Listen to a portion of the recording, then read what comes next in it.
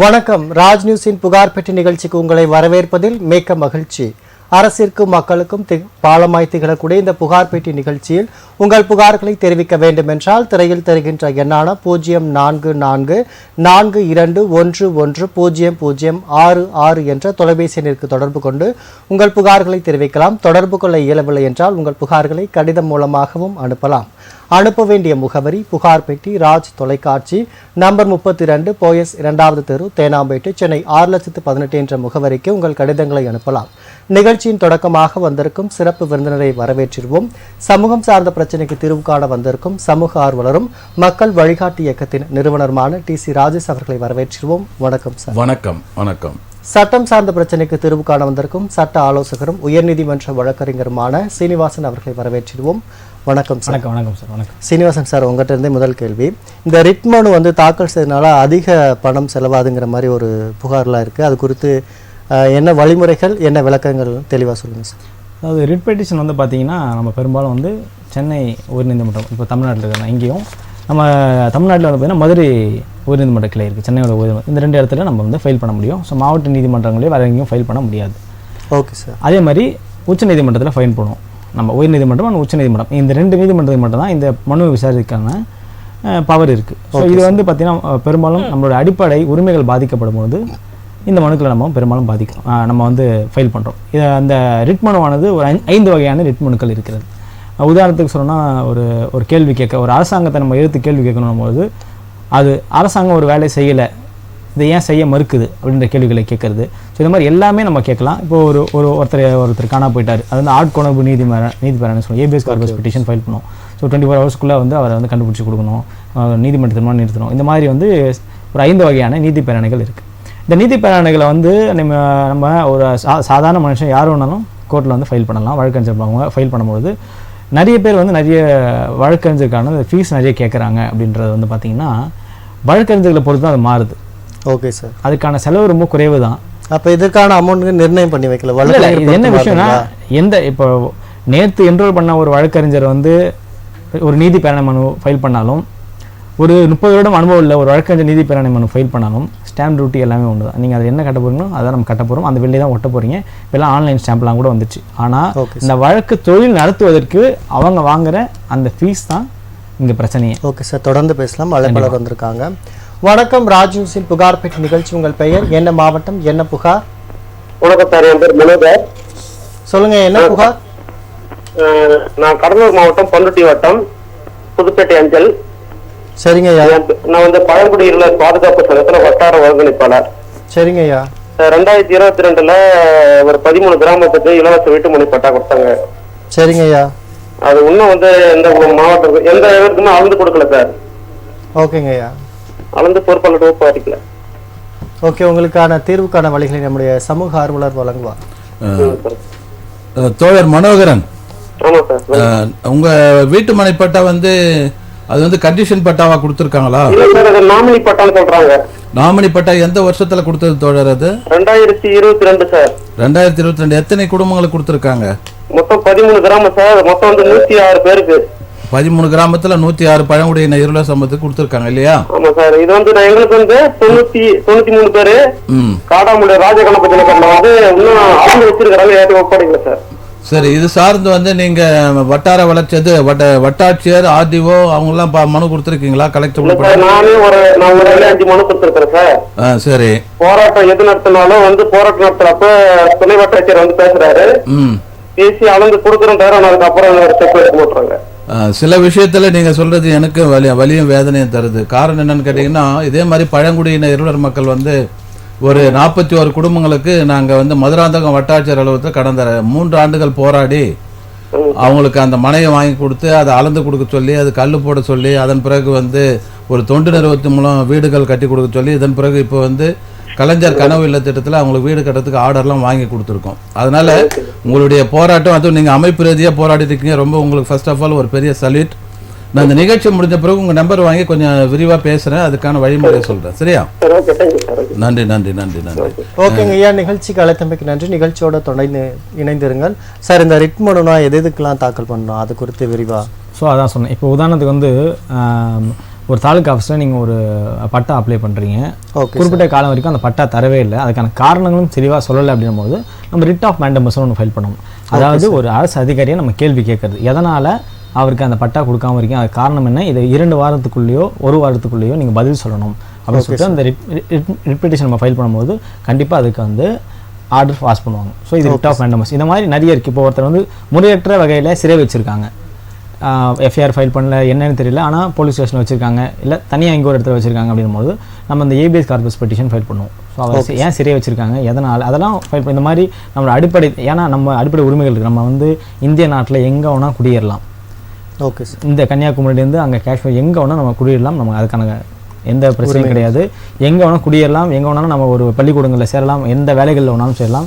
எங்கேயாவது உங்களுக்கு பாதிக்கிறாங்க, நீங்கள் வரக்கூடாது, இந்த எல்லையில் நீ இருக்கக்கூடாது, இங்கேருந்து போகணும், அந்த மாதிரி உங்களை வந்து ஒருத்தங்க கட்டுப்படுத்துகிறாங்கன்னும் போது அங்கெல்லாம் நம்மளுடைய உரிமைகளை கேட்கறதுக்காக தான் இந்த 5 நீதி பேரணைகள் நமக்கு மிகவும் சிறப்பாக கொண்டு வந்தது இந்த அரசியலமைப்பு சட்டத்தில். ஸோ இங்கே வந்து பார்த்தீங்கன்னா 2 முக்கியமான பிரிவுகள் சொல்லுவோம், 226 36 சொல்லுவோம், 32 சொல்லுவோம். ஸோ இதில் வந்து சென்னை உயர்நீதிமன்றமும் உச்சநீதிமன்றமும் நம்ம வந்து வழிகாட்டியாக இருந்து நமக்கு வந்து செயல்படுது. ஸோ இதில் வந்து இந்த ஃபீஸ் கேட்டிருந்தீங்க நீங்கள், ஃபீஸ் அதிகமாக, அது வந்து அந்த வழக்கறிஞர்களை பொறுத்து தான். விஷயம் ஒன்று தான், அதை வந்து நான் நடத்தும் போது ஒரு ஃபீஸ் வாங்குவேன், ஸோ சார் மாதிரி ஒரு சீனியர் வரும்போது அவங்க ஒரு ஃபீஸ் வாங்குறாங்க. ஸோ மக்கள் வந்து அவங்க தான் போகிறாங்க தேடி. இப்போ ஒருத்தர் 1 லட்ச ரூபா ஒரு வழக்கு நடத்த கேஸ் போகிறாருன்னா நீங்கள் அவர்கிட்ட தான் கேஸ் நடத்தணும் அவசியம் கிடையாது. அதை விட திறமையானவங்க கூட இருப்பாங்களே, ஒரு 10,000 ரூபாய்க்கு நடத்துறதுக்கு 5,000 ரூபாய் நடத்துறது நீங்கள் தேடி போகலாம். அதனால் மக்கள் வந்து போகலாம். அப்படி இல்லை, 2மே இல்லைனா கூட இலவச சட்ட ஆலோசனை மையங்கள் இருக்கிறது. நீங்கள் அங்கே போய் முறையிடலாம், அங்கே இலவசமாகவே உங்களை நடத்தி கொடுப்பாங்க. அதுக்கான வழிமுறைகளும் நிறைய இருக்கிறது. ஸோ நம்ம தான் தேடி போகிறோம். ஸோ மக்கள் வந்து அதை நீங்கள் பார்த்து நீங்கள் தான் செயல்படுத்தணும். ஓகே சார், தொடர்ந்து பேசலாம். அழைப்பாளர் வந்திருக்காங்க. வணக்கம், ராஜ் நியூஸின் புகார் பெட்டி நிகழ்ச்சி. உங்கள் பெயர் என்ன, மாவட்டம் என்ன, புகார்? வணக்கம் சார். வணக்கம் ஐயா, உங்கள் பெயர் சொல்லுங்கள். தேனி மாவட்டம் உத்தமாவளம் தாலுகா சூர்லிப்பட்டியிலேருந்து பேசுகிறேன் சார். என்ன பிரச்சனைங்க ஐயா? எங்கள் அப்பா வந்து ஒரு 5 பேர் பங்குல வந்து அண்ணன் தம்பி 5 பேர் இருக்கு சார். சரிங்க ஐயா. 5 பேர்த்துல வந்து ஒரு 12 சென்ட் எங்க அப்பா வந்து ஒரு 2 பேர்த்துக்கிட்ட மட்டும் வாங்கியிருக்காப்புல. சரிங்க ஐயா. வாங்கினதுல வந்து எங்களுக்கு வந்து மெயின் ரோட்ல இருந்து எங்க 2 பங்கு வாங்கியிருக்கோம்ல, அது நடுக்குள்ள வந்து அந்த பாதையோட முடியுது. சரிங்க ஐயா. அதுல வந்து ஒரு 2 சென்ட்டுக்கு வந்து பரம்போக்கு இருக்கு அப்படின்னு சொல்லி எங்க கூட மல்லு கட்டிக்கே இருக்காங்க சார். ஓகேங்க ஐயா, உங்களோட புகாருக்கான தீர்வுக்கான வழிகள் நம்முடைய சட்ட ஆலோசகர் வழங்குவார். ஐயா வணக்கம். சொல்லுங்க சார். இல்லை, இப்போ அந்த 2 சென்ட் புறம்போக்கு இருக்குன்றாங்க, ஆனா பக்கத்துல வந்து அவங்க வீடு இருக்கு, வீடு பக்கத்துல எப்படி சார்? உங்க மனைவிக்கார போய் கேட்டீங்களா அந்த இடத்துல ஏதாவது புறம்போக்கு வருதா என்ன ஏதுன்ட்டு? அதெல்லாம் போற ஆனந்து தவிர்த்து போனேன் சார். துட்ட கொடுத்து அவங்க வந்து துட்ட கொடுத்து இப்ப அதை எதுவும் சொல்லாம சண்டையை பிடிச்சிட்டு ஓடி போறாங்க சார். இல்ல, அப்ப அடுத்த வாட்டி போலீஸ் ப்ரொடக்ஷனோட வச்சு பண்ணுங்க. ஒரு 2 போலீஸை கூப்பிட்டு இந்த பிரச்சனை எல்லாம் வராத மாதிரி எங்களுக்கு கலந்து கொடுங்கன்னு சொல்லி கேட்டு பாருங்க. இந்த லெட்டர் இந்த இது மூலியமா கேட்கலாமா சார்? ஆர்டிஐ மூலமாவா, தகவல் பெறும் உரிமை சட்டத்தின் மூலமாவா? இது எங்க இடமா ஆதாரம் எங்களுக்கு சொல்லுங்கன்னு சொல்லி வி ஆபீஸ் தாலுகா ஆபீஸுக்கு எல்லாத்துக்குமே மனு போடவா சார்? தாராளமா போடலாங்க ஐயா, தாராளமா உங்க பேர்ல இருக்க பட்டா சிட்டா அடங்கல் எல்லாம் வச்சுக்கோங்க. இதெல்லாம் வச்சு கூட இந்த மாதிரி எனக்கு சென்ட் என் பேர்ல இருக்கு, இந்த மாதிரி பக்கத்துல இருக்குன்னு சொல்லி தகராறு பண்றாங்க, அங்க ஏதாவது இருக்கா இல்லையான்றத நீங்க தாராளமா தகவல் பெறும் உரிமை சட்டத்தின் மூலமா கேள்வியாவே கேட்கலாம். சரிங்களா? சரி சார். கேளுங்க. எப்படி சார் மலிமரா? நான் உங்களுக்கு இல்லைன்னா உங்களுக்கு தொலைபேசியில் உங்களுக்கு கூப்பிடுறேங்க ஐயா, அது வழிமுறைகள் சொல்றேன் எப்படி எழுதுறதுன்னு. சரிங்களா? நன்றி நன்றி ஐயா. ஓகேங்க ஐயா, நிகழ்ச்சி கலந்தமைக்கு நன்றி. தொடர்ந்து நிகழ்ச்சியோட இணைந்திருங்கள் சார். நம்ம இப்போ அந்த ரிட்மனை பற்றி பார்த்துட்டு இருந்தோம். இப்போ வழக்கறிஞர்கள்னு இவ்வளோதான் தொகை வந்து வாங்கணும் அப்படிங்கிற எந்த வழிமுறைகளும் இல்லைங்களா? இல்லை, இருக்கு வழிமுறைகள் இருக்குது, அதை பெரும்பாலும் பின்பற்றுறது இல்லைன்றதான் பிரச்சனை. ஓகே, அதுதான் பிரச்சனை. எல்லா வாழ்க்கையும் ஒரு நோட்டீஸ் அனுப்பணும்னாலும் குறைந்தது ஒரு 500 ரூபாய் வாங்கணும். அந்த மாதிரி எல்லாத்துக்குமே வந்து தனியாக பிரிச்சிருக்காங்க. இந்த வழக்குகள் ஒரு இடைச்சொருக்கள் மனு ஐஏ போடுறது வந்தால் ஒரு ஃபீஸ், அந்த மாதிரி எல்லாமே சொல்லியிருக்காங்க. பெரும்பாலும் வழக்கறிஞர்கள் அதை ஃபாலோ பண்ணுறது இல்லை. ஏன்னா இப்போ பெரும்பாலும் உங்களுக்கு யாரும் பில்லாம் கொடுக்க போகிறது இல்லை. ஓகே, இவ்வளோ தான் அப்படி ஃபீஸ்ன்னு. ஸோ இதனால தான் நிறைய பிரச்சனைகள். ஆனால் இது என்னன்னா, பணம் இருக்கிற பெரிய வழக்கறிஞர்கிட்ட போகலாம். இங்கே யாரும் பெரிய வழக்கறிஞர் சின்ன வழக்கறிஞர் நான் சொல்ல விரும்பலை, அந்த ஃபீஸை பொறுத்து அவங்க சொல்கிறோம். ஸோ வந்து தயவுசெய்து நீங்கள் வந்து பெரிய வழக்கறிஞர் சொல்லிட்டு யாராவது சொல்லுவாங்க இவங்ககிட்ட போகலாம் அவங்ககிட்ட போகலாம் இவ்வளோ கேட்பார், போகாதீங்க. எல்லாருமே ஒரே மாதிரி தான் நடத்த போகிறாங்க வழக்கு. ஆமாம் சார். ஸோ அதனால் வந்து தயவு செஞ்சு நீங்கள் பார்த்து புரிஞ்சுக்கோங்க. ஓகே. இல்லை ஒரு 2-3 பேர்கிட்ட கேட்டுக்கோங்க. கேட்டுக்கிட்டு கூட நீங்கள் தாராளமாக செய்யலாம். இப்போ எல்லாம் யூடியூப் சேனல் வந்துச்சு, எவ்வளோ டெவலப். ஆமாம், கூகுள் வந்துச்சு. அட்லீஸ்ட் அந்த அளவுக்கு பாமர மக்கள் இருக்கீங்கன்னா கொஞ்சம் உங்கள் ஊரில் இருக்கிற படித்த இளைஞர்கள் மூலமாக ஒரு கைடாக வச்சு நீங்கள் பண்ணலாம். Okay sir. நிகழ்ச்சி கூடுதல் விளக்கங்கள் கொடுத்ததுக்கு நன்றி சார். கண்டிப்பாக சார். ராஜேஷ் சார், உங்கள்கிட்ட கேள்வி கேட்கலான்னு இருக்கேன். அதாவது ஊராட்சி பகுதியில் பார்த்தீங்கன்னா மழை காலங்களையும் சரி இல்லை வெயில் காலங்களையும் பார்த்தீங்கன்னா இந்த தண்ணீர் பற்றாக்குறைங்கிறது அதிகமாகவே இருக்குது. அங்கே கரெக்டான கட்டமைப்பு இல்லைங்கிறீங்களா? என்ன மாதிரியான கட்டமைப்பு தேவைப்படுத்தணும் இருக்கு? ஃபர்ஸ்ட் ஆஃப் ஆல் என்னுடைய நீண்ட நாள் விளக்கத்தை சந்தேகங்களை நம்ம வழக்கறிஞர் மூலமாக நான் தெரிஞ்சுட்டேன். ஃபர்ஸ்ட் ஆஃப் ஆல் வழக்கறிஞர் ஒரு பெரிய நன்றி. காரணம் என்னன்னு கேட்டிங்கன்னா, இன்றைக்கி நீதிமன்றத்து வழக்கு சம்பந்தமாக வந்து பலதரப்பட்ட மக்கள், கிராம லெவலில் இருக்கக்கூடிய சாமானியமான மக்கள்லாம் அலைகழிக்கப்படுறாங்க. வக்கீல் ஃபீஸ் கேட்டாவே பயந்து தெரித்து ஓடுற நிலையில் இருக்காங்க. அவர் உள்ளார்ந்தபடியே தோழர் சீனிவாசன் வந்து தெள்ள தெளிவாக சொல்லியிருக்காரு. உள்ளார்ந்தபடியே வந்து யாரும் அப்படி சொல்ல மாட்டாங்க. ஆனால் நீங்கள் அந்த நேரலையில் மக்களுக்கு சொன்னதுக்காக மீண்டும் ஒரு முறை எங்கள் இயக்கத்தின் சார்பில், மக்கள் வழிகாட்டியின் சார்பில் நன்றி. இப்போ குடிநீர் பிரச்சனைக்கு வருவோம். அதாவது வந்து நீரின்றி அமையாது உலகு. இதுதான் வந்து தமிழ்நாடு குடிநீர் வடிகால் வாரியம்னு ஒரு செட்டப் இருக்குது. அது வந்து என்னன்னு கேட்டிங்கன்னா, மாவட்ட லெவல்லேருந்து கிராமிய லெவலில் வரைக்கும் இருக்கிறது. சென்னை போல பெருநகர சென்னை மாநகராட்சி பொறுத்துக்கும் சென்னை குடிநீர் வாரியம் மற்றும் கழிவுநீர் அகற்று வாரியம், மெட்ரோ வாட்டர், இந்த 2 செட்டப் தான். இப்போ கிராமப்புறத்தில் தான் நம்ம அதிக பிரச்சனை. ஏன்னா சென்னையில் பிரச்சனை வருதுன்னு சொன்னால் இங்கே ஏறக்குறைய ஒரு 1.5 crore பீப்புள்ஸ் இருக்காங்க. பர்மனெண்ட்டாக இருக்கிறவங்க ஒரு 1 கோடி பேர்னா டெய்லி பிஸ்னஸுக்கு வந்து வேலை சார்ந்து வந்து போகிறவங்க ஒரு 50, ஏறக்குறைய ஒரு 50 லட்சம், இது ஒரு 1 கோடி 1.5 லட்சம் பேர் இருக்காங்க. இங்கே ஒரு சின்ன பிரச்சனைனா கூட உடனே தலைமைச் செயலகம் வரைக்கும் போகும், சீஃப் செக்ரட்டரி வரைக்கும் போகும், சீஃப் மினிஸ்டர் வரைக்கும் போகும். அந்த செட்டப் இங்கே இருக்கிறதுனால ஓரளவுக்கு பிரச்சனை ஆச்சுன்னா உடனே அது ரிஃப்ளெக்ட் ஆகும். சோஷியல் மீடியாவிலேருந்து பிரிண்ட் மீடியா, மாஸ் மீடியா வரைக்கும் வந்துடும். ஆனால் பட்டி தொட்டியில் இருக்கக்கூடிய ஒரு கிராமப்புறத்தில் கடைநிலையில் இருக்கக்கூடிய மக்கள் வந்து இன்னமும் குடிநீர் இல்லாமல் காலி குடங்களோடு வயல்வெளி கிணறுக்கு அலையக்கூடிய அவல நிலையில் இருக்கிறார்கள் என்று உள்ளார்ந்தபடியே நான் இந்த புகார் பட்டியலை சத்தியமாக பதிவு செய்கிறேன். ஓகே சார், தொடர்ந்து பேசலாம். அழைப்பாளர் வந்திருக்காங்க. வணக்கம், ராஜ் நியூஸின் புகார் பெட்டி நிகழ்ச்சி. உங்கள் பெயர் என்ன, மாவட்டம் என்ன, புகார்? திருப்பத்தூர் மாவட்டம், திருப்பத்தூருங்க. உங்க பெயர் சொல்லுங்கய்யா. ஒன்றும் இல்லைங்க சார், அது 1994 எங்க அப்பா வந்து தம்பிக்கு பவர் கொடுத்துக்கிறாரு. புரியலங்கய்யா. பவர் கொடுத்துருக்காரு, பவர் கொடுத்துக்கிறாரு 1994. ஓகேங்கய்யா. அவரு வாங்கினது வந்து 1982 அவர்கிட்ட 500 ரூபாய்க்கு வாங்கிக்கிறாரு ஒரு இடம். சரிங்கய்யா. அதுக்கு வந்து என்ன பண்ணாங்க தெரியுங்களா, 2000 எங்க அப்பா இறந்துட்டாரு. சரிங்க, சொல்லுங்கய்யா. 2000 இறந்துட்டாருங்க. 2007 வந்து எங்க அப்பா ரிஜிஸ்டர் பண்ண மாதிரி அவங்க கணக்கு காமிக்கிறாங்க. இது நடந்துக்குதுங்க. ஓகேங்க, உங்களுக்கான தீர்வுக்கான வழி நம்முடைய சட்ட ஆலோசகர் வழங்குவார். ஐயா வணக்கம் ஐயா. சொல்லுங்க. பவர் வந்து 1994 கொடுக்குறாங்களா? 94 கொடுத்துக்கிறாங்க. அந்த பவரை வச்சு 2007 ரிஜிஸ்டர் பண்றாங்க. அதாவது பவர் பொறுத்த வரைக்கும், ஜெனரல் பவர் ஆஃப் அட்டார்னியை பொறுத்த வரைக்கும் ஒருத்தர் இறந்துட்டாருன்னு சொன்னா அந்த பவரும் இறந்து போச்சுன்னு அர்த்தம். அவ்வளவுதான். அந்த பவர் முடிஞ்சு போச்சு. சோ அதை வச்சு ரிஜிஸ்டர் பண்றாங்கன்னா அந்த ரிஜிஸ்ட்ரேஷன் செல்லாது. சரிங்களா? இதுக்கு முன்னாடி நம்ம என்ன பண்ணுவோம்னா ஒரு டிஆருக்கு ஒரு லெட்டர் கொடுப்போம்.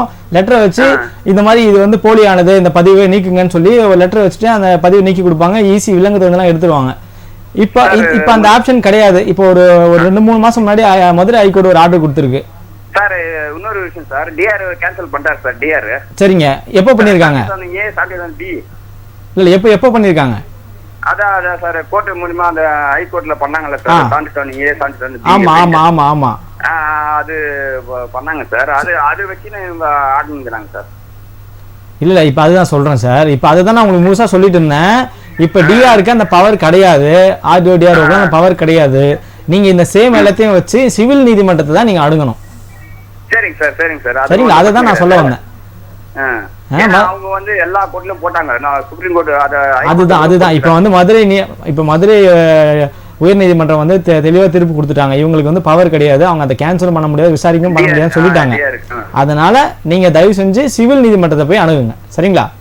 உங்களுக்கு ஃபேவரா தான் வரும், நீங்க பயப்பட வேண்டியது இல்ல. அப்பாவோட லீகலர் வச்சுக்கோ, அப்பாவோட டெத் அண்ட் லீகலர் வச்சு நீங்க ஃபைல் பண்ணுங்க. சரிங்களா? அது பெண்டிங்ல இருக்குன்றாங்க, அதுக்கு என்ன பண்ணலாம் சார்? என்னங்க பெண்டிங்ல இருக்குன்றாங்களே? பெண்டிங்ல இருக்கா? எது பெண்டிங்ல? அங்க டிஆர்ல விசாரிச்சதா? போனா அங்க ஆபீஸ் இல்ல சார். அது நம்ம இல்ல இப்ப அது பெண்டிங்ல இருக்கு, ரொம்ப நேரமா அதை ஏமாத்திட்டு இருக்காங்க. நீங்க அதெல்லாம் நம்ப வேணாம். அதெல்லாம் ஆர்டர் போட்டாங்க. மதுரை உயர்நீதிமன்றம் ஆர்டர் போட்டுடுச்சு, நீங்க பயப்பட வேண்டியதில்லை. சரிங்களா? நீங்க தாராளமா போயிட்டு சிவில் நீதிமன்றத்தை பாருங்க, உங்க வழக்கறிஞர் அந்த ஆர்டர் காப்பி எல்லாம் கொடுப்பாரு, நீங்க பயப்பட வேண்டியதில்லை.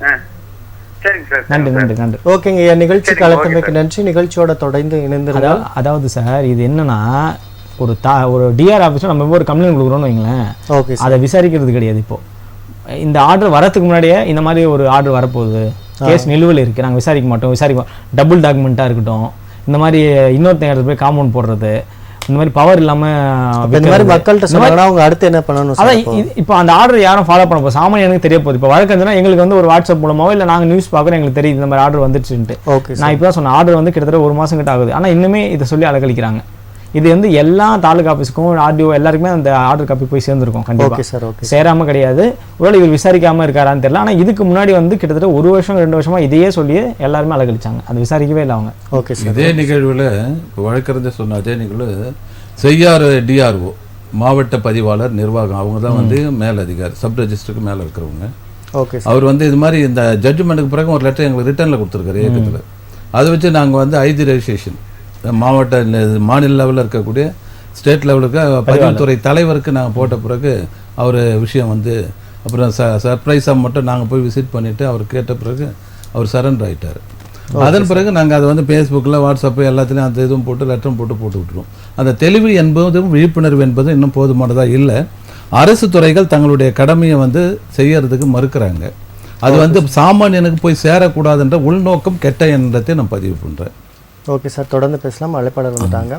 வணக்கம், ராஜ் நியூஸின் புகார் பேட்டி நிகழ்ச்சி. உங்கள் பெயர் என்ன, மாவட்டம் என்ன, புகார்? வணக்கங்க சார். வணக்கங்க ஐயா, சொல்லுங்க உங்க பெயர் சொல்லுங்க, எந்த மாவட்டம் என்ன புகார்? திருப்பூர் சார். மணி என்ன சார்? என்ன புகாருங்க ஐயா? சார் இந்த புரோ நோட்டை பற்றி லாயர்கிட்ட கேட்கணும் சார். வணக்கம் சார், சொல்லுங்க சார். ஹலோ, வணக்கம் சார். வணக்கம், சொல்லுங்க சார். புரோ நோட்டை வச்சு கேஸ் போட்டிருக்கேன் சார், சிவில் வழக்கம்னா. சரிங்க. அது எக்ஸ்பார்ட்டி ஆயிருக்கு சார். சரிங்க. அது அடுத்தது என்ன சார்? எக்ஸ்பார்ட்டி ஆகி எத்தனை மாதங்கள் ஆகிறது சார்? நாளைக்கு தான் சார் எக்ஸ்பார்ட்டி டேட்டே வந்திருக்கு சார். வந்திருக்கு. இப்போ அதுல இருந்து 90 நாள் நீங்க வெயிட் பண்ணணும். சரிங்க சார். ஏன்னா எக்ஸ்பார்ட்டி ஆனது அவங்களுக்கு வந்து போய் சேரும். இல்லை அவங்க வழக்கறிஞர் ஒரு வேலை இருந்தாலும் அந்த 90 நாள் வந்து அந்த டைம் இருக்கு, லிமிடேஷன் பீரியட்னு சொல்லுவோம். லிமிடேஷன் ஆக்ட் படி ஒரு 90 நாள் கொடுப்பாங்க. அதுக்குள்ள அவர் வந்து எனக்கு உடம்பு சரியில்லை, இல்லை எனக்கு வந்து இந்த கேஸ் நடந்து தெரியல, ஏதோ ஒன்று சொல்லி அவர் திரும்ப அந்த வழக்குக்குள்ள வந்து அந்த வழக்குக்கு உயிர் கொடுத்து திரும்ப புதுப்பிக்கலாம் வழக்கை. ஓகே. அவங்க 6 வாய்தாவுக்கு அட்டன் பண்ணவே இல்லை சார். அதுதான் அதை வந்து பண்ணலாம். நீங்க 90 நாள் வரைக்கும் எந்த முடிவும் எடுக்க முடியாது. 90 நாளுக்கு அப்புறம் நீங்க இபி ஃபைல் பண்ணலாம் அதுல. சரிங்களா? எக்ஸிக்யூட் பெட்டிஷன் உங்களுக்கு கொடுத்துருக்கிற அந்த ஒருதலைபட்சமான ஆர்டரை வச்சு நீங்க வந்து இப்போ உதாரணத்துக்கு ஒரு 10 லட்சம் ரூபா அவர் தரணும், நீங்க ஆர்டர் போட்டிருக்காங்க, அந்த 10 லட்சம் நீங்க கொடுத்தா ஆகணும்னா நீங்க இபி போட்டீங்கன்னா இபில அவருடைய நிலங்கள் சொத்துக்கள் என்ன இருக்கோ அதெல்லாம் நீங்க அட்டாச் பண்ணலாம். உங்களுக்கு எல்லாம் உரிமையும் உண்டு. ஆனா நீங்க இந்த 90 நாள் வெயிட் பண்ணணும். சரிங்களா? நன்றி. நன்றிங்க. நிகழ்ச்சி கலந்தமைக்கு நன்றி. தொடர்ந்து நிகழ்ச்சியோட இணைந்திருங்க சார். நம்ம குடிநீர் பிரச்சனை பத்தி பார்த்துட்டு இருந்தோம், அது குறித்து தொடர்ந்து. ஆமாம், குடிநீர் பிரச்சனை என்பது வந்து தலையாய ஒன்று. ஒரு அரசாங்கத்துக்கு வந்து பிடிஎஸ்ன்னு சொல்லுவாங்க, பப்ளிக் டிஸ்ட்ரிபியூஷன், பொது விநியோக திட்டமும் இந்த குடிநீர் பிரச்சனை மெயினான ஒரு பிரச்சனை. அப்படி இருக்கிறப்ப தமிழ்நாடு அரசாங்கம் 2 செட்டப்பில் நான் சொன்ன மாதிரி இந்த திட்டங்களை செயல்படுத்துகிறாங்க. இப்போ வந்து மத்திய அரசாங்கம் அனைவருக்கும் வந்து பாதுகாக்கப்பட்டு குடிநீர் வழங்க வேண்டும் என்ற நல்லெண்ணத்தின் அடிப்படையில் ஜல் ஜீவன் திட்டம்னு ஒன்று இம்ப்ளிமெண்ட் பண்ணி எக்ஸிக்யூட் பண்ணிட்டு இருக்காங்க. அந்த ஜல் ஜீவன் திட்டம் வந்து கிராமப்புறத்தில் இருக்க ஒவ்வொரு வீட்டிற்கும் அங்கே இருக்கக்கூடிய ஊராட்சி நிர்வாகம் அவங்களுக்கு குடிநீர் இணைப்பு பாதுகாப்பட்ட கொடுக்கணும். அதுக்கு வந்து ஒரு லிட்டில் அமௌண்ட் வந்து ஒரு 1000 rupees வந்து டெபாசிட்டும், மாதத்துக்கு 30 ரூபாய் வந்து அவங்க வாட்டர் டேக்ஸும் கட்டணும் ஊராட்சிக்கு. இதில் பெரும்பாலும் என்ன பண்ணுறாங்கன்னா அந்த பார்ஷாலிட்டி, ஒரு கண்ணில் சொன்னாப்போ ஒரு கண்ணில் வெண்ணெய் வைக்கிற மாதிரி சொல்லுவாங்க இல்லைங்களா? இந்த 30 ரூபா கட்டணும்னு சொன்னீங்களா சார்? ஆல்ரெடி வந்து குடிநீர் இணைப்பு இருக்கும்ல? இல்ல, அந்த இணைப்பு கூட அந்த இணைப்பு கட் பண்ணி எடுத்துட்டு இந்த இணைப்பு தான் கொடுப்பாங்க. ஏன்னா எல்லாமே யூனிஃபார்மா இருக்கணும். Okay sir. ஒரு ஸ்கூல்ல வந்து எல்லாருக்குமே ஒரு யூனிஃபார்ம் கொடுக்குறாங்க இல்லையா? அது போல ஒரு திட்டம் என்பது காஷ்மீர் டு கன்னியாகுமரி வரைக்கும் இது மத்திய அரசாங்கத்தினுடைய திட்டம்ன்றதால யூனிஃபார்மா இருக்கணும் தான். ஒரே டேப்பு, ஒரே செட்டப்பு, ஒரே அளவு தான் வரும். இதுல என்ன ஆகும்னா அங்க இருக்கக்கூடிய பஞ்சாயத்து நிர்வாகம் பார்ஷாலிட்டி பார்க்கறது. உதாரணத்துக்கு வந்து அதுல என்ன பண்ணாலும் இவன் எனக்கு ஓட்டு போடல, இவன் ஓட்டு போட்டான், அப்போ ஓட்டு போட்டவனுக்கு ஒரு மாதிரி, ஓட்டு போடாத சார் ஓட்டு போட்டதும் ஓட்டு போடாதும் அவங்களுக்கு தெரியுது இல்ல. கிராமத்தை பொறுத்த வரைக்கும் ஒரு 1000 ஓட்டு இல்லைன்னா 500 ஓட்டு அப்படிதான் இருக்கும் கிராமங்கள்ல. சின்னதம் அதிகபட்ச பாப்புலேஷனுக்கு வந்து ஒரு 2000-3000 ஓட்டு தான் இருக்கும், அப்படிதான் இருக்கும். அப்போ அதுக்கு எல்லாருமே தெரியும். அது கிராம செட்டப்ல நீங்க போட்டீங்கன்னா கம்யூனிட்டி வயசுல இருந்து தெரு வயசுல இருந்து எல்லாமே அது என்னதான் கனெக்ட் பண்ணாலும் அது உண்மையா இருக்குங்களா? அப்போ கண்டிப்பா நாங்க பாக்குறோம், கிராமத்துல பாக்குறோம். எங்க வழிகாட்டி இதழில வந்து 2-3 இஷ்யூ போட்டிருக்கோம் இந்த இதுலயே. காரணம் என்னன்னு கேட்டீங்கன்னா இந்த இது நடைமுறையில பாக்குறோம். கிராம பொறுத்த வரைக்கும் அங்க பஞ்சாயத்து செக்ரட்டரி தான் வந்து ஆபீசர், எக்ஸிக்யூட்டிவ் ஆபீசர். அதுக்கு மேல இருக்கிற பஞ்சாயத்து பிரசிடென்ட். இப்ப பஞ்சாயத்து பிரசிடென்ட் செக் பவர்லாம் எடுத்துட்டாங்க. சரிங்க. ஏன்னு கேட்ட இப்ப அடுத்தது வந்து ஸ்பெஷல் ஆபீசர்ன்றது பிளாக் டெவலப்மெண்ட் ஆபீசர், வட்டார வளர்ச்சி அலுவலர், ஊராட்சி ஒன்றிய ஆணையாளர். இந்த செட்டப் தான் வந்து கிராம செக்ரட்டரிக்கு அடுத்த நிலை. அதுக்கு அடுத்தது வந்து ஏடி பஞ்சாயத்துன்னு உதவி இயக்குனர் ஊராட்சிகள். அதுக்கு மேல வந்து மாவட்ட ஊரக வளர்ச்சி முகமை திட்ட இயக்குனர், அதன் பிறகு மாவட்ட ஆட்சியர். அப்போ இந்த 4 நிலையில தான் இந்த குடிநீர் பிரச்சனைக்கு தீர்வு காணப்பட வேண்டும். அப்போ இது தீர்வு காணப்படுறதுக்கு என்ன யார் முக்கியமா காரணங்கன்னா லெவல்ல பிளாக் லெவல்ல ஊராட்சி ஒன்றிய ஆணையாளர், வட்டார வளர்ச்சி அலுவலர். அழைப்பாளர் வந்திருக்காங்க. வணக்கம், ராஜ் நியூஸின் புகார் பெட்டி நிகழ்ச்சி. உங்கள் பெயர் என்ன, மாவட்டம் என்ன, புகார்? சார் நான் சேலத்துல இருந்து ராம்ஜி பேசுறேன் சார். சொல்லுங்க, என்ன புகார்? சார் ஒரு சொத்து ஒண்ணு விலைக்கு வாங்க போறேன் சார். சரிங்க ஐயா. அந்த சொத்துக்காரர் வந்து இறந்து 4-5 வருஷம் ஆச்சு. சரிங்க ஐயா. டாக்குமெண்ட் எதுவும் அவங்ககிட்ட இல்ல, பத்திரம் எல்லாம் தொலைஞ்சிருச்சு போல. சரிங்க ஐயா. ஆனா அவங்க வீட்டுல எல்லாரும் கையெழுத்து போடுறேன் விற்கிறேன் அப்படின்னு சொல்றாங்க. அந்த சொத்தை நம்ம வாங்கணும்னா அதுக்கு என்ன நம்ம போலீஸ்ல கம்ப்ளைண்ட் பண்ணிருக்காங்க. ஐயா சொல்லுங்க ஐயா. பேப்பர்ல விளம்பரம் கொடுத்துருக்காங்க. வக்கீல்கிட்ட வந்து நாங்க விற்கலாம் அப்படின்னு சொல்லி வாரிசுக்கு வந்து சர்டிபிகேட் வாங்கி வச்சிருக்காங்க. சரிங்க ஐயா. பத்திரத்தோட நகல் வச்சிருக்காங்க சார். சரி ஐயா. ஐயா வணக்கம். வணக்கம் ஐயா, நான் வழக்கறிஞர் பேசுறேன், ஸ்ரீனிவாசன். வணக்கம் சார். வணக்கம் சார். வில்லங்க ஏதாவது இருக்கான்னு பாத்தீங்களா? ஈஸி பாத்தீங்களா சார்? வந்து வில்லங்க வந்து இல்ல சார். நாங்க 68ல வாங்கியிருக்காங்க சார். 74 வரைக்கும் வில்லங்க பாத்துருக்கோம். இப்போ ஒரு வாட்டி டில் டேட்டுக்கு பாத்துக்கோங்க. நேத்து டேட் வரைக்கும் பார்க்கலாம் ஈஸி ஆன்லைன்லயே. சரிங்களா? ஆன்லைன்ல பாத்துருங்க. அப்புறம் அந்த போலீஸ் ஸ்டேஷன்ல என்ஓசி மாதிரி கொடுத்துருக்காங்களா? நோ அப்ஜெக்ஷன் என்டிசி கொடுப்பாங்க, நான் ட்ரேசர் சர்டிஃபிகேட் மாதிரி கொடுத்துருக்காங்களா? இல்ல அது கொடுக்கல சார். இல்ல என்டிசின்னு கொடுப்பாங்க, நான் ட்ரேசர் சர்டிஃபிகேட். அதாவது என்னன்னா இந்த தொலைந்து போன பத்திரத்தை எங்களால் கண்டுபிடிக்க இயலவில்லை அப்படின்னு கொடுப்பாங்க. கொடுத்துருக்காங்களா? இல்ல அப்படி ஒன்றும் கொடுக்கல சார். இந்த இது கம்ப்ளைண்ட் மட்டும் கொடுத்துருக்காங்க, பேப்பர்ல நியூஸ் கொடுத்துருக்காங்க. வக்கீல்கிட்ட வந்து இந்த சொத்து வந்து நாங்க விற்கலாம், எந்த வில்லங்கம் இல்லைன்னு வக்கீல்கிட்ட அவரு ஒரு ஒப்பீனியன் கொடுத்துருப்பாரு. ஆனா போலீஸ் ஸ்டேஷன்ல வந்து என்டிசின்னு ஒண்ணு கேளுங்க. அதாவது கம்ப்ளைண்ட் கொடுத்துருக்காங்க, அப்ப எஃப்ஐஆர் இன்னும் பெண்டிங் தான். எப்போ வேணாலும் கண்டுபிடிச்சு கொடுக்கலாம், இல்ல அதுல ஏதாவது கூட இருக்கலாம். சரிங்களா? இப்ப நீங்க ரிஜிஸ்டர் பண்ணணும்னா கூட இந்த என்டிசி தான் கேட்பாங்க முதல்ல. சரிங்களா? அதாவது இந்த என்டிசி இருக்கலாம், இல்லாம ரிஜிஸ்ட்ரேஷன் பண்ண மாட்டாங்க. அப்படி பண்றாங்கன்னா ஏதோ பணத்தை வாங்கிட்டு பண்றாங்களா என்னன்னு தெரியல, பண்ண வாய்ப்பு இருக்கலாம், அது எனக்கு தெரியல. ஆனா நீங்க வாங்குறது நீங்க விழிப்புணர்வோட இருக்கணும். அதனால தயவு செஞ்சு அவரோட வாய்ஸ் சர்டிஃபிகேட் எல்லாம் ஒரு வெரிஃபை பண்ணுங்க, டெத் சர்டிஃபிகேட் வெரிஃபை பண்ணுங்க. சரிங்களா? அப்புறம் அந்த போலீஸ் ஸ்டேஷன்ல போயிட்டு அந்த எஃப்ஐஆர் இருக்கா, அந்த எஃப்ஐஆர் காப்பி எடுத்து பாருங்க. எஃப்ஐஆரோட இப்ப நிலைமை என்ன? ஏன்னா ஒரு எஃப்ஐஆர் வந்து ரொம்ப நாள் வச்சிருக்க மாட்டாங்க லைவ்லயே. அதை க்ளோஸ் பண்ணணும்னா ஏதாவது ஒன்று சொல்லி க்ளோஸ் பண்ணிருப்பாங்க. எதை சொல்லி க்ளோஸ் பண்ணிருக்காங்கன்னு பாருங்க. சரிங்களா? இன்னொன்னு பட்டா யார் பேர்ல இருக்கு? பட்டா அவர் பேர்ல தான் சார். அந்த இறந்தவர் பேர்ல. இப்போ நீங்க என்ன பண்றீங்க, இதெல்லாம் கூட விட்டுருங்க. இன்னொன்னு சொல்றேன், அதை கேட்டுக்கோங்க. இப்ப பட்டா இறந்தவர் பேர்ல இருக்கு, அவர் இறந்துட்டாருல, அவரோட வாரிசுதாரர்கள் யாரோ அவங்க பேர்ல பட்டா வாங்க. வாரிசுதார் வந்து சார் 4 பொம்பளை பிள்ளைங்க சார். சரிங்க. ஒரு ஆம்பளை பையன் இறந்துட்டாரு. சரிங்க. அவருக்கு 3 பிள்ளைங்க இருக்கு. சரி.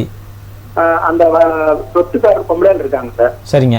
இப்ப அவர் இறந்து போனவருக்கு யார், அதுதாங்க ஐயா, இப்ப இறந்து போனவருக்கு யார் யாரெல்லாம் வாரிசோ அவங்க அவ்வளவு பேர்லயும் கூட்டுப்பட்டாவா முதல்ல வாங்கிக்கோங்க. வாங்கி அந்த கூட்டுப்பட்டா வச்சு அவ்வளவு பேர்கிட்டையும் கையெழுத்து போட்டு நீங்க ரெஜிஸ்டர் பண்றது தான் உங்களுக்கு நல்லது. அப்படி இல்லைன்னா இதுல ஆல்ரெடி பத்திரம் தொலைஞ்சு போன ஒரு வில்லங்க இருக்கு. சரிங்களா? யார் வேணாலும் நாளைக்கு வந்து கிளைம் பண்ணலாம். அது உங்களுக்கு தான் பிரச்சனை. நீங்க வந்து 100 ரூபாய் கொடுத்து ஒரு இடம் வாங்கினாலும் 1 கோடி கொடுத்து வாங்கினாலும் பிரச்சனை தான். சரிங்களா? அதனால அவங்க வாரிசுதாரர் பேர்ல பட்டா வாங்கிட்டு தயவு செஞ்சு நீங்க அதை வந்து ரெஜிஸ்டர் பண்ணிக்கோங்க. சரி சார். ஒண்ணு இந்த என்டிசி சர்டிஃபிகேட் வேணும், அப்படினா அந்த கூட்டுப்பட்டா வேணும். ஆமா கூட்டுப்பட்டா இருக்குது, ரொம்ப நல்லது, பாத்துக்கோங்க. சரி சார், ரொம்ப நன்றி சார். நன்றி. ஓகேங்க ஐயா, நிகழ்ச்சி கலத்தமைக்கு நன்றி. தொடர்ந்து நிகழ்ச்சியோட இணைந்திருங்கள். ராஜேஷ் சார், நம்ம அந்த ஜல்ஜீவன் திட்டம்லாம் பத்தி பார்த்துட்டு இருந்தோம். நிறைய இடத்துல பாத்தீங்கன்னா அந்த குழாய் வந்து அடியில இணைக்காம பேரளவுக்கு மட்டுமே இருந்ததா சமூக வலைத்தளங்கள் நிறைய காட்சிகள். அது வந்து ஆமா, அது 100% உண்மை. காரணம் ஒரு செட்டப். காரணம் என்ன கேட்டா 60% கான்ட்ராக்ட் தானே. கான்ட்ராக்ட் அதாவது வந்து ஊரக வளர்ச்சி துறையில இருக்கக்கூடிய ஊராட்சி ஒன்றிய லெவல்ல இருந்து சேர்மன் இருக்காரு, அவர் ஒரு பொலிட்டிக்கல் பர்சன். அந்த சேர்மன் கீழே வந்து கவுன்சிலர் இருப்பாங்க. அவங்க வந்து 5,000 ஓட்டில் ஜெயிச்சவங்க. அவங்க கீழே வந்து பஞ்சாயத்து பிரசிடென்ட் எலெக்ஷன் நிற்கிற வரைக்கும் அவங்க இண்டிவிஜுவல் வேட்பாளராக தான் நிற்கிறாங்க. அப்போ அவங்க ஜெயிச்ச பிறகு மேலே கோட்டையில் எந்த கட்சி ஆட்சியில் இருக்கோ அந்த கரவேட்டிக்கு மாறிடுவாங்க. அந்த கரவேட்டிக்கு மாறிட்டாங்கன்னா அவர் என்ன பண்ணுறாரு, அந்த சேர்மன் கண்ட்ரோலுக்கு வந்துடுறாரு. அப்போ சேர்மன் வந்து பார்ஷாலிட்டி நான் முதல்ல சொன்னேன் இல்லைங்களா, அது இன்னமும் கிராமப்புறத்தில் இருக்குது. அப்போ சில கிராமங்களில் இன்னமும் அந்த ஜல்ஜீவன் திட்டம் தெரியல. போன வாரம் நாங்கள் வந்து ஆரணி பகுதியில் கூடலூர்ன்ற வில்லேஜில் வந்து நாங்கள் ஒரு RTI ட்ரைனிங் போயிருந்தோம். அப்போ மீட்டிங் முடிஞ்சது பப்ளிக் வந்து ஒரு 3 தெரு மக்கள் வந்துட்டாங்க. காமராஜர் தெரு, பாரதி தெரு, ஸ்கூல் தெருன்னு இந்த 3 தெருவுலேருந்து வந்தாங்க. ஒவ்வொரு தெருவுலையும் வந்து ஏறக்குறைய ஒரு 50 குடும்பங்கள் இருக்கிறது. இந்த 150 குடும்பங்களுக்கு 3 தெருவுலையும் எங்களுக்கு ஜல்ஜீவன் திட்ட இணைப்பே கொடுக்கல. கடந்த 6 மாதம் வில்லேஜ் எல்லாமே கொடுத்துட்டாங்க. ஏன் கொடுக்கலன்னு சொன்னால் நாங்கள் அவருக்கு ஓட்டு போடலன்ற ஒரு பார்ஷாலிட்டி இருக்காங்க. அப்புறம் நான் வழிமுறை உடனே அங்கே இருக்கக்கூடிய சேத்பட்டு BDOவுக்கு நாங்கள் பேசணும். அதன் பிறகு AD பஞ்சாயத்துக்கெல்லாம் பேசி ரிட்டர்ன் ஆகும். இன்னைக்கு திங்கட்கிழமை கலெக்டர் ஆஃபீஸில் எங்கள் இயக்க தோழர்கள் அழைச்சிட்டு போய் மனு கொடுக்குறேன் கலெக்டர் பார்த்து. அப்போ இந்த நிலை வந்து இப்போ லைவ்லேயே நம்ம சொல்கிறோம் இல்லைங்களா இருக்கிற விஷயங்களை. அப்போ இதே நிலை தான் எல்லா மாவட்டங்களும் இருக்குது. சென்னை தவிர 37 மாவட்டங்களில் இந்த குடிநீர் பிரச்சனை என்பது தலையாய பிரச்சனையாக இருக்குது. இது அரசியல் கண்ணோட்டத்தோடு போச்சுன்னு சொன்னால் திருவாளர் பொதுஜனங்கள் பாதிக்கப்படுவார்கள். அரசுக்கு தான் கெட்ட பேர். இப்போ வந்து மாண்புமிகு தமிழ்நாடு முதலமைச்சர் டெப்டி CM வந்து அவங்களுக்கு பிரச்சனை கிடையாது, அவங்க செய்யணும்னு சொல்றாங்க. கீழே இருக்கக்கூடிய சில கட்சி சார்ந்த நபர்கள் பார்ஷாலிட்டி பார்த்து இந்த குடிநீர் பிரச்சனைக்கு தாண்டோனித்தனமா ஏனோ தானோ ஒரு தாய் மாற்றாந்தாய் மனப்போடு செயல்படுறாங்க. சார் தொடர்ந்து பேச சார் சீனிவாசன் சார், 1 லட்சம் கடனுக்கு எவ்வளவு ரூபாய் ரெவென்யூ ஸ்டாம்ப் போட்டி கையெழுத்து வாங்க வேண்டும்? ப்ரோ நோட்டி வாங்கும் கடனுக்கு கடனை திருப்பி செலுத்தாத பட்சத்தில் எத்தனை ஆண்டுகளுக்கு வழக்கு தொடர வேண்டும் கேட்டிருக்காங்க சார். பொதுவாக வந்து பார்த்தீங்கன்னா இந்த ப்ரோ நோட்டை பொறுத்த வரைக்கும் ஒன்ஸ் எக்ஸிக்யூட் ஆகிடுச்சுன்னா 3 வருடங்களுக்குள்ளே அதுக்கப்புறம் நீங்கள் ஃபைல் பண்ண முடியாது. ஸோ 3 வருஷத்துக்குள்ளே நீங்கள் வந்து லிமிடேஷன் ஆக்ட் படி நீங்கள் வந்து ஃபைல் பண்ணி தான் ஆகணும். ஓகே. ஸோ பொதுவாக இது ரெவன்யூ ஸ்டாம்பில் நம்ம வந்து வச்சு கொடுப்போம். ஒரு சிலர் வந்து முன்னாடி 20 ரூபா ஸ்டாம்ப் பேப்பர் வச்சு இப்போ அதெல்லாம் போயிடுச்சு. இப்போ 200 ரூபா தான் லிமிட்டட் வந்துடுச்சு. Okay sir. ஸ்டாம்ப் பேப்பர்லாம். ஸோ அதில் கூட சிலர்லாம் வந்து லோன் அக்ரிமெண்ட் மாதிரி போட்டுக்கிறாங்க. ஓகே. ஸோ அது அவங்களோட இதை பொறுத்து தான். ஓகே சார், நன்றி சார். ராஜேஷ் சார், மற்றொரு கேள்வி வந்திருக்கு சார். அரசால் இலவசமாக வழங்கப்பட்ட வீட்டுமனை பட்டா வந்து 10 வருஷம் கழிச்சு இன்னொருத்தருக்கு வித்துறாரு. அவர் வந்து வீடு கட்டிட்டாரு. இப்போ அரசால் அதை கையகப்படுத்தினால் அந்த வீட்டுக்கான இழப்பீடு கிடைக்கும், அந்த நிலத்துக்கான இழப்பீடு கிடைக்குமான்னு கேட்டிருக்காங்க சார். பொதுவாக நம்ம நேயர்களுக்கு ஒரு தெளிவுபடுத்தணும். அரசாங்கத்துக்கு தேவை என்றால் அது பட்டாதார நிலமாக இருந்தாலும் அதை வந்து கையகப்படுத்துறதுக்கு அவங்களுக்கு ரூல் இருக்குது. Okay sir. ஒரு பொது ஹைவேஸ் வருது, ஒரு திட்டம் வருது, அந்த இடம் தேவைப்படுதுன்னு சொன்னால் அது கையகப்படுத்துறதுக்கு யார் ஆயுதாட்சின்னு கேட்க தேவையில்ல. நோட்டிஃபிகேஷன் விட்டு அந்த revenue people concern VAO RI tahsildar மூலம் கெசட் நோட்டிஃபிகேஷன் போட்டு அவங்களுக்கு கொடுத்துருவாங்க. ஓகே. அதுக்கான இழப்பீடும் கொடுப்பாங்க. அப்போது இது கவர்மெண்ட்டே கொடுக்கறது பட்டா. அப்போ கவர்மெண்ட் கொடுக்குறதுனா பட்டாக்கள் பல பட்டாக்கள் இருக்குது. ராயத்து வாரி பட்டா இருக்குது, அதே போல் வந்து கண்டிஷன் பட்டா இருக்குது, SC STக்கு வந்து கொடுக்கறதுக்கு அதுக்கு ஒரு பட்டா இருக்குது. இது மாதிரி பல பட்டா இருக்குது. இவர் வெங்கடேசன் குறிப்பிட்டிருக்கிறது எந்த நிலை பட்டான்னு தெரியல. ஒருவேளை அப்படி பட்டா கொடுத்து அதில் பில்டிங் கட்டி கவர்மெண்ட்டுக்கு தேவையானு சொன்ன எடுக்க போனால் அதுக்கு வந்து அவங்க நோட்டீஸ் சர்வ் பண்ணணும், நோட்டீஸ் சம்மன் சர்வ் பண்ணி விசாரணை பண்ணணும். அந்த விசாரணை இவ்வளோ இழப்பீடு தான் சென்ட்டுக்கு தருவோன்னு சொல்லுவாங்க. அப்போ இவங்க கட்டடத்துக்கும் கேட்கலாம். அப்போ கவர்மெண்ட் ஒரு ஸ்லாப் வச்சுருப்பாங்க, கைடன்ஸ் வேல்யூ என்னவோ அதை கொடுப்பாங்க. ஒருவேளை அது வந்து அவருக்கு போதுமானதாக இல்லை, திருப்திகரமாக இல்லைன்னு சொன்னால் அவர் அப்பீல் போகலாம். அது கன்சென்ட் தாசில்தார் போடுவாங்க, ஸ்பெஷலாக RDO போடுவாங்க, அவங்களுக்கு இவங்க அப்பீல் போகலாம். அதுவும் அவர் நிவாரணம் கிடைக்கலன்னா அவர் நீதிபதியான வழக்கறிஞர் மூலமாக கோர்ட்டுக்கு போய் இது பண்ணலாம். LAOP பெட்டிஷன் நம்ம ஃபைல் பண்ணுவோம். Okay sir. ஸோ அந்த LAOP பெட்டிஷன் மூலமாக நம்ம ஃபைல் பண்ணி கோர்ட்டில் வந்து போதிய இழப்பீடு சேர் சொன்ன மாதிரி நம்ம வாங்கிக்கலாம். Okay sir. ஓகே சார், நன்றி சார். அழைப்பாளர் வந்திருக்காங்க, பார்த்துருவோம். வணக்கம், ராஜ் நியூஸ் புகார் பெட்டி நிகழ்ச்சி. உங்கள் பெயர், என்ன மாவட்டம், என்ன புகார்? சார் வந்து என் பேர் மணிகண்டன் சார், மதுரை மாவட்டம் சார். என்ன புகாருங்க ஐயா? ஐயா வந்து வேற ஒன்றும் இல்லை, ஒரு பழங்காலத்துல செம்பு பட்டையா இருக்குல்லங்க ஐயா, செம்பு பட்டையா. சொல்லுங்க ஐயா. அந்த செம்பு பட்டையா அவங்ககிட்ட சொத்து இருக்குது. சரிங்க ஐயா. அது வந்து பத்திரமா டாக்குமெண்ட்ஸ் தான் இல்லை, அந்த செம்பு பட்டையா இருக்கு, அந்த சொத்தை வாங்கலாமா வாங்கக்கூடாதுங்க ஐயா? ஓகே, உங்களுக்கான கூடுதல் விளக்கங்கள் நம்முடைய சட்ட ஆலோசகர் வழங்குவார். வணக்கம். சொல்லுங்க சார். இந்த பழங்காலத்துல செம்பு இல்ல செம்பு பட்டயம் இருக்கு, அதுக்கப்புறம் அது யாருக்குமே போலையா? அதுக்கு பிறகு யாருக்குமே போகலாம், அந்த ஒரு பாட்டியம்மா வச்சிருக்கிறாங்க. சரி, அந்த அவங்க தான் அதோட அந்த செம்பு பட்டயத்தோட லீகலரா? நல்லா தெரியுமா? அவங்க அவங்க சொந்த பந்தம் தான் அந்த லீகல். சரி, அதான் யாரெல்லாம் அந்த செம்பு பட்டயத்தோட லீகலரோ அவங்க எல்லாருமே நீங்க லீகலா வச்சு தான் நீங்க வந்து டாக்குமெண்ட் வச்சு ரெஜிஸ்டர் பண்ணி வாங்கணும்.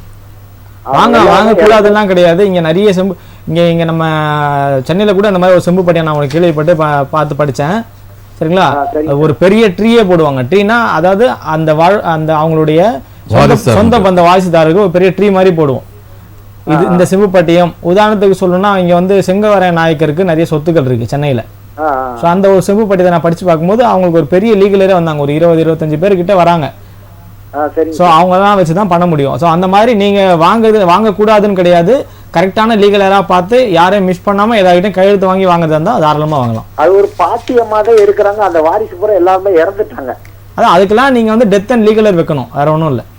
இல்ல இதுக்கிடையில வந்து அந்த தோழர் இதுக்கிடையில அந்த இல்ல இதுக்கிடையில அந்த நிலை வந்து அனாதீனமா ஏதாவது கன்வெர்ட் ஆயிருக்கான்னு கொஞ்சம் பார்த்து பண்ணணும். அதான் அவங்க வயசான எல்லாரும் இறந்துட்டாங்க. இல்ல சில சமயத்துல அது சொந்தம் கொண்டாடுறதுக்கு வருவாய் ஆவணங்கள்ல சிட்ட அடங்கல் பதிவேற்றம் நிலையில இருந்துச்சுன்னா அது அனாதீனமாக பதிவேற்றம் ஆயிருக்கும்.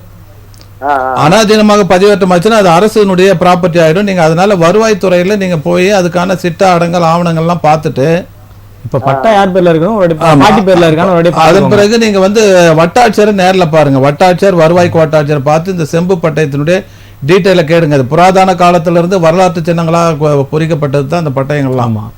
அதனால நீங்க அங்க வருவாய்க்கு வட்டாட்சியர் நீங்க நேரடியா போய் பாருங்க. அங்க இருக்க ஆபீசர்ஸ் எல்லாம் கேட்காதீங்க. சரிங்க சார், சரிங்க. இல்ல நீங்களே ஆர்டிஐல கூட கேட்கலாம் தாராளமா. சரிங்க சார், சரிங்க சார், சரிங்க. நன்றி நன்றி.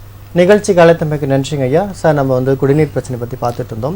நிறைய இடத்துல வந்து இப்போ போராட்டமும் நடந்துட்டு இருக்கு. அடுத்து என்னென்ன நடவடிக்கை சார் அவங்க வந்து மக்கள் எடுக்கணும்? அதான் மக்கள் வந்து இப்போ மக்கள் பிரச்சனை வந்து அவங்களுடைய பிரச்சனையை கையில் எடுத்து வராங்கன்னு சொன்னால் அங்கே வந்து தீர்க்கக்கூடிய கீழ்நிலையில் இருக்கக்கூடிய ஊராட்சி நிர்வாகமோ அல்லது பேரூராட்சி நிர்வாகமோ அல்லது நகராட்சி நிர்வாகம், மாநகராட்சி, வாட் எவர் இஸ், அந்த நிர்வாக அமைப்புகள் தான் அதுக்கு முடிவு எடுக்கணும்.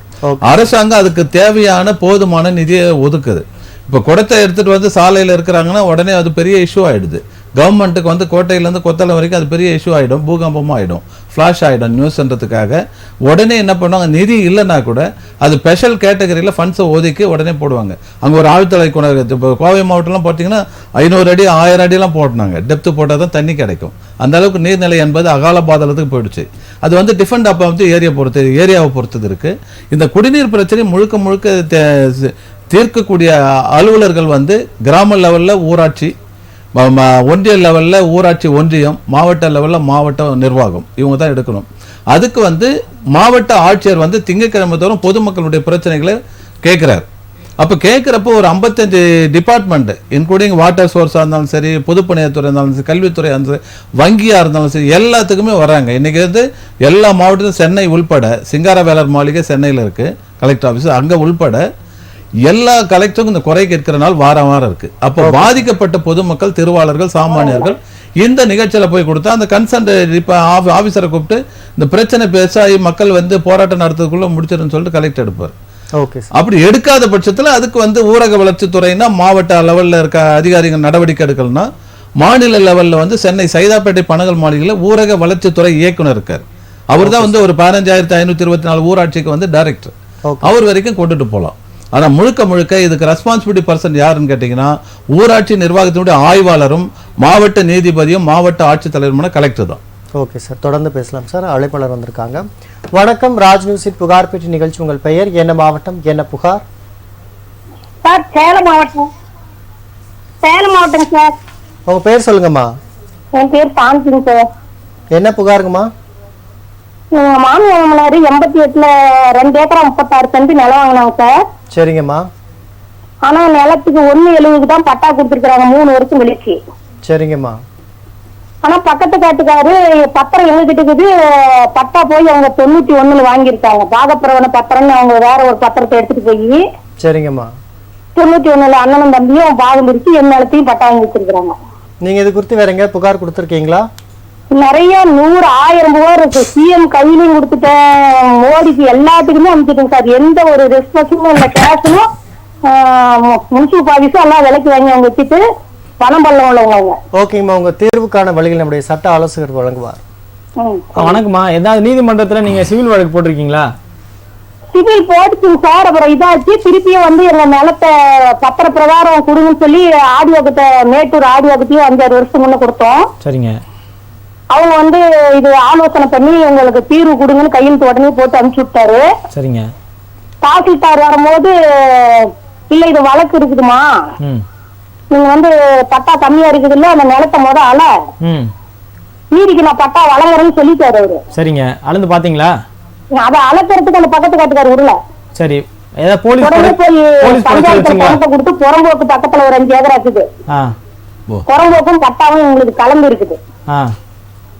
பணத்தை பத்தி நீங்க புறம்போக்கு எடுக்கணும்னு போலீஸோட வந்து பஞ்சாயத்து தலைவருக்கு அவங்க பணம் 5 லட்ச ரூபாய் கொடுத்து தடம் போட கொடுங்க அப்படின்னாங்க. அவங்களும் பணத்தை வாங்கிட்டு தடம் போடுறேன்னு வந்து நிலத்தை அளந்து பார்த்தா இவங்க பட்டா வந்துருச்சு.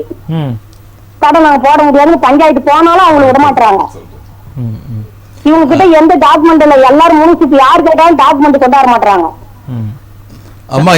டாக்குமெண்ட் எல்லாருக்கிட்டையும் கொடுத்து இப்ப எல்லா இடத்துக்கும் டாக்குமெண்ட் கொடுத்துருக்கிறேன். சரி, ஆனா இது வரைக்கும் போலீஸ் ப்ரொடெக்ஷன் வச்சு அளக்கல இடத்த. அதான் போலீஸோட அவங்க புறம்போக்கு எடுக்கணும்னு வந்து அளந்து பட்டா வந்ததுதான் சரி தடமே வழியை நாம அளக்கணும்னு ஓடி போயிட்டாங்க. நான் வந்து கமிஷனர் பெட்டிஷன் போட்டு அளக்கலாம்னு இருக்கிறேன். ஆனா இது எங்க வக்கீல் வச்சாலும் எங்க வக்கீலையும் விலைக்கு வாங்குறாங்க. நானும் 3 வக்கீல் வச்சுட்டு 3 வக்கீலையும் விலைக்கு வாங்குறாங்க. ரொம்ப பணம் பலம் முடிச்சுங்க, கந்து அராஜகம் முடிச்சுங்க. சரி அம்மா, நீங்க இதுக்கு வந்து நீங்க வருவாய் கோட்டாட்சியர் பாத்துறீங்க, தாசில்தாரை பாத்துட்டீங்க, கலெக்டரும் பார்த்தாச்சு. இந்த லெவலுக்கு மேல நீங்க போல இல்லையா? இதுக்கு ஒரு வழியுமா, நீங்க இவ்வளவு பாதிக்கப்பட்டீங்க, உள்ளார்ந்தபடியே நீங்க எதாண்டத்தை வெட்ட வெளிச்சமா யாராருக்கு எவ்வளவு லஞ்சம் கொடுத்தா வாங்கினாங்க போனாங்கிறதெல்லாம் சொல்றீங்க. அப்ப எந்த அளவுக்கு நீங்க பாதிக்கப்படுறீங்க, உங்களுடைய வலிய வேதனையை புரிஞ்சுக்க முடியுது. கொடுவாளை எடுத்து வந்து வெட்டுறாங்க சார். போய் யாரு சொன்னாலும் இந்த கேஸ் எடுக்க மாட்டாங்க. போட்டா கொண்டு போய் காட்டினாலும் எடுக்கல. இருங்க, நீங்க முதலமைச்சருடைய கையிலேயே கொடுத்த நடவடிக்கை இல்லைன்னு சொல்றது ரொம்ப வேதனைக்குரியதா இருக்கு. சத்தியமா கருமாலையில நான் சிஎம் கிட்டே நேர்ல பேசுவேன், வீடியோ வச்சிருக்கிறேன்.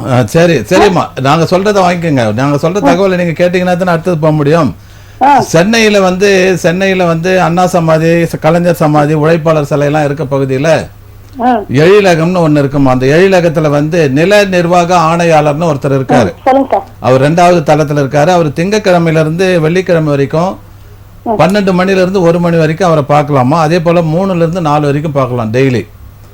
உங்களுக்கு இவ்வளவு தூரம் நடவடிக்கை எடுத்து நீங்க கொடுத்த மனுக்களை எல்லாம் வரிசைப்படுத்தி தேதி வாரியா எடுத்துட்டு சென்னையில் இருக்கக்கூடிய அந்த எழிலகம் 2வது தளத்திற்குள்ள நில நிர்வாக ஆணையாளர் நீங்க பாருங்கம்மா. நில நிர்வாக ஆணையாளர் பார்த்தா அங்க வந்து ஆர்டிஓ கோர்ட் இருக்கு. அதுக்குன்னு அந்த கோர்ட்டுக்கு அவர் ஃபைல் பண்ணி கேஸ் ஃபைல் பண்ண சொல்லி யார் யார் என்னென்ன ஆவணங்கள் வச்சிருக்காங்க அந்த ஆவணங்கள்லாம் வந்து வருவாய் ஆவணங்கள்லாம் சப்மிட் பண்ண சொல்லி கேஸ் ஃபைல் பண்ணி விசாரணை பண்றதுக்கு உத்தரவு போடுவாங்க. ரொம்ப நன்றி சார். அதனால நீங்க சோர்ந்து போகாதீங்க. உங்க முயற்சி வெற்றி அடைய வாழ்த்துக்கள். நீங்க உடனே நடவடிக்கை எடுங்கம்மா.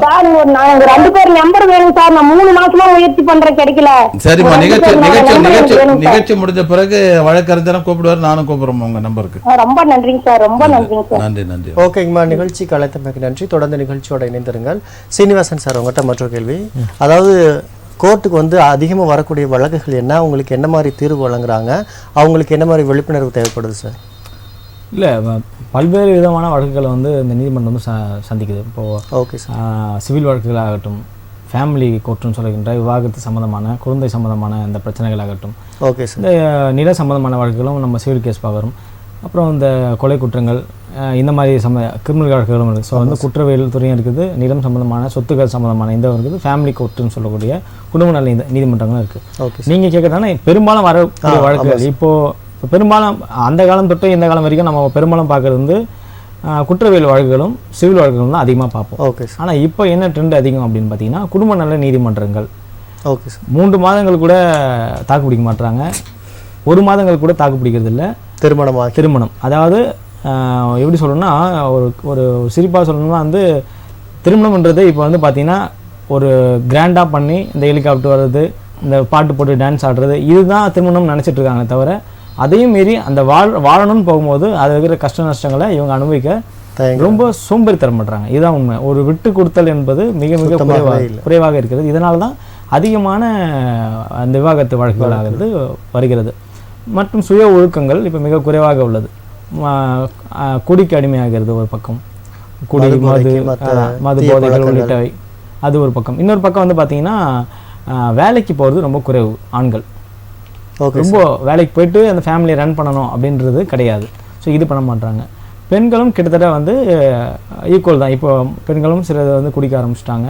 சுய ஒழுக்கத்தை விட்டு வெளியே வர பிடிக்கிறது எல்லாமே ஆரம்பிச்சிட்டாங்க. நடக்குதா ஏன்னா இங்க வந்து பெரியார் சொன்ன சம உரிமை என்பது எதில் கடைபிடிக்கிறார்களோ இல்லையோ பாரத இதில் கடைபிடிக்கிறார்கள். ஆண்களுக்கு நிகராக நாங்களும் குடிப்போம், ஆண்களுக்கு நிகராக நாங்களும் எந்த உறவு வேணா வைத்துக் கொள்வோம், திருமணம் கலந்த உறவு என்னவோ சொல்லிக்கிறாங்க, அது பேர்ல எனக்கு தெரியல. ஓகே So, சார், இதனுடைய பின்விளைவு தான் நம்ம இங்க வந்து இந்த குடும்பங்கள் சிதைக்கப்படுகிறது. Okay sir, okay sir. வணக்கம், ராஜ் நியூஸின் புகார் பெட்டி நிகழ்ச்சி. உங்கள் பெயர் என்ன, மாவட்டம் என்ன, புகார்? சுவாமிதாஸ், தூத்துக்குடி மாவட்டம். சரிங்க, என்ன புகார்? ஒருத்தங்கிட்ட இடம் வாங்கியிருந்தேன் பார்த்துக்கிறேங்க. சரிங்க ஐயா. அவங்கள்ட்ட வந்து ஃபுல் செட்டில்மெண்ட் முடிச்சாச்சு. சரிங்க ஐயா. ஆமா, ஒரிஜினல் பத்திரத்துல என்கிட்ட கொடுத்துட்டாங்க, இடத்தையும் என்னோட ஆளுகைக்கு தந்துட்டாங்க. சரிங்க ஐயா.